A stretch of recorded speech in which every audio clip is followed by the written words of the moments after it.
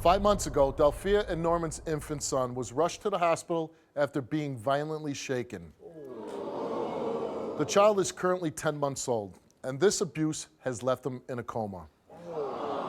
A suspect has been charged with this crime, but Norman and his sister Tiffany are convinced that the police have the wrong person. They say that Delphia never wanted this child and believe that she is the one who shook her baby. Dan Ribacoff, our lie detector examiner, he administered a new test that is, that I guess that he just learned how to do.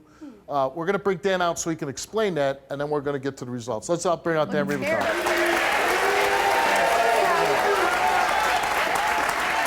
How you doing, Dan? You're here for the tough stories. This is a tough story. Tough story. And to me, it's not so much of a case.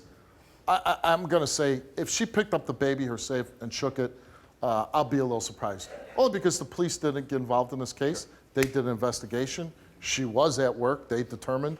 But to me, this is a really sad case of a little boy being failed by many people. Not one, but all parties involved here. I agree. I agree. But you administered a new test that you're going to explain. Sure, Steve. It's a test that I haven't used here often.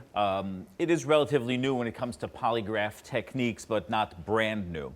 What it's called is called an evidence statement polygraph. And what I do is I take the emotional words out of it. So we use it a lot with rape victims, people who are being accused of, injuring a child, who have been through traumatic experiences. And really the accuracy of the polygraph comes in the examiner selecting the proper test for the situation and for the examinee. So every test is not proper for everyone. So in evaluating Delphia, when we were speaking, I said, you know what, I really don't want to ask her the emotional question of injuring the baby and causing the brain injury. So what I did was, I had an evidence statement, which is a piece of paper, and I go, evidence statement. Regarding your child, did you cause those injuries? She answered, no.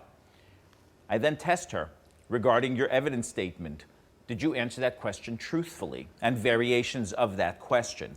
So that's the way we administered the test, so that we wouldn't invoke an emotional response from her and get a very accurate polygraph. Thank you, Dan. Thank you.